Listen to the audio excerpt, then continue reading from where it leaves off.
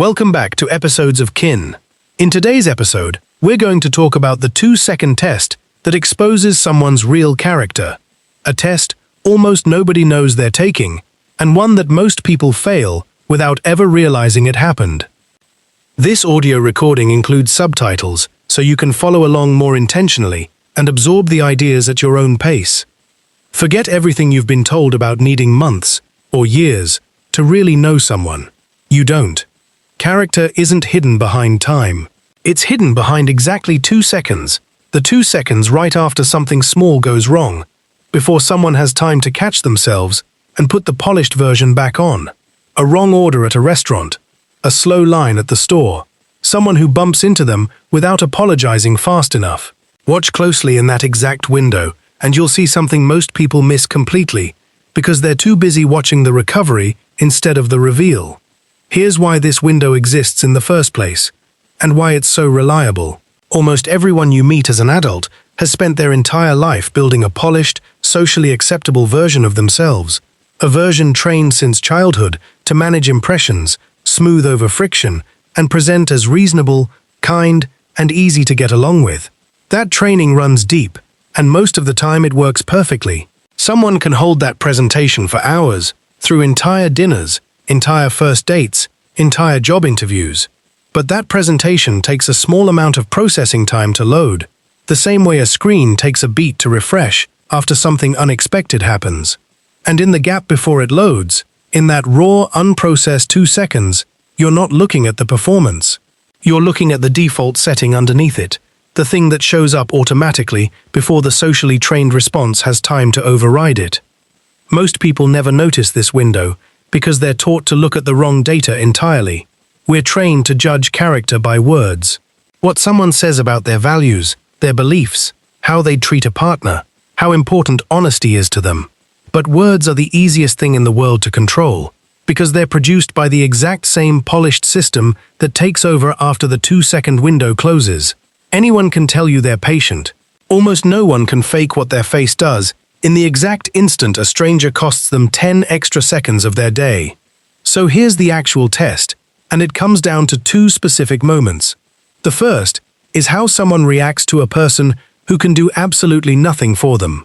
Not a boss, not a date, not someone whose opinion matters to their life in any practical way. A waiter, a cashier, someone refilling a shelf, someone directing traffic. Watch the 2 seconds right after that person makes a small mistake, brings the wrong order, moves a little too slowly, gives an unhelpful answer. In that window, you'll see one of 2 things. You'll see a flicker of contempt, a flash of entitlement, a tightening around the eyes that says, this person's time matters and yours doesn't, quickly covered by a practiced, patient tone. Or you'll see something that doesn't need covering at all, because there was nothing underneath it that needed hiding in the first place. That difference tells you more about someone's actual character than 100 stated opinions about kindness ever could, because it's the one moment they're not performing for an audience that matters to them. The second moment is how someone behaves the instant they gain a small amount of power or control over another person, even a trivial amount, being handed the aux cord, being put in charge of a small decision, correcting someone who got a fact wrong. Watch the first 2 seconds after that shift happens, before the socially acceptable version kicks in. Some people get a quiet flash of superiority, a subtle enjoyment in being the one who's right, the one who's in charge, the one who gets to decide, immediately smoothed over with a gracious tone.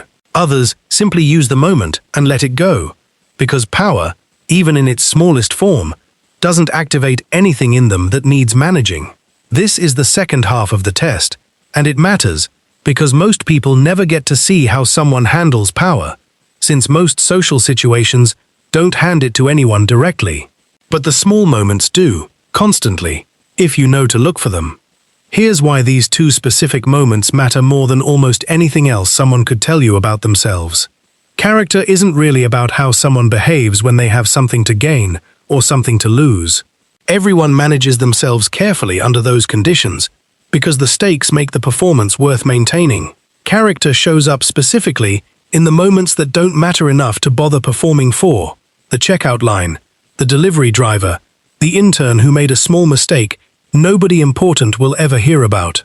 If someone is careful, warm, and reasonable only when it's being noticed by someone whose opinion counts, that's not character. That's strategy. Real character is what runs automatically, underneath the strategy, in the 2 seconds before the strategy has time to engage. This is also why so many people get blindsided by someone they thought they knew completely. You can spend years with someone who is unfailingly pleasant to you, because you matter to them, because your opinion has weight in their life, because losing your approval would cost them something. And you can still be shocked, months or years later, by how coldly they treat someone who doesn't matter to them at all. A service worker, a stranger, someone beneath them in a hierarchy they've stopped noticing. The pleasantness you experienced was never fake exactly. It was simply conditional. And conditional kindness was never actually a measure of character to begin with. It was a measure of how much you were worth managing. Most people avoid running this test on the people close to them, and it's worth understanding why. Because the reason isn't laziness, it's discomfort. Watching for someone's unguarded 2 seconds means occasionally seeing something you'd rather not see. A flash of contempt in someone you love, a flicker of superiority in someone you admire. And once you see it, you can't fully unsee it. So instead, most people quietly agree not to look too closely. They notice the flash and immediately explain it away. They were just tired. Everyone has an off moment. That's just how they are with strangers. It doesn't mean anything. And each explanation buys a little more comfort at the cost of a little more denial, until eventually the pattern becomes impossible to keep excusing. Usually right around the moment it finally gets turned on you. Here's the part that makes this test even more useful, and slightly uncomfortable if you're willing to be honest. It doesn't just apply to other people. Pay attention to your own 2 seconds. Notice what flashes through you the instant a stranger inconveniences you, the instant you're handed a small amount of control over someone else. That flicker, whatever it is, patience or irritation, generosity or superiority, is closer to your actual character than any story you tell yourself about the kind of person you are. Most people are far more interested in judging others by this test than applying it honestly to themselves. And that asymmetry is exactly why so many people are shocked by their own behavior under pressure, the same way they're shocked by other people's. So what do you actually do with this? You stop weighing what people say about their own character and start quietly watching what happens in the 2 seconds nobody's supposed to notice. You watch how someone treats a server when the order comes out wrong. You watch what happens the instant they're handed a small, trivial amount of authority. You stop needing months to figure someone out, because the information was never hidden behind time to begin with. It was hidden behind attention. Specifically, attention paid to the moments that seem too small to matter. And once you start looking for these 2 seconds, you can't really go back to not seeing them. Conversations at restaurants start revealing things you never noticed before. Small interactions in elevators, parking lots, and customer service lines start telling you more than entire conversations used to. It becomes a kind of quiet, permanent literacy, reading the unguarded flash instead of the practiced sentence that follows it. And once you have that literacy, very few people are able to fool you for very long. If any part of this resonated with you, if you've caught yourself running this test without realizing it, or if you've just remembered a 2-second flash you explained away for far too long, leave a comment and let me know what stood out.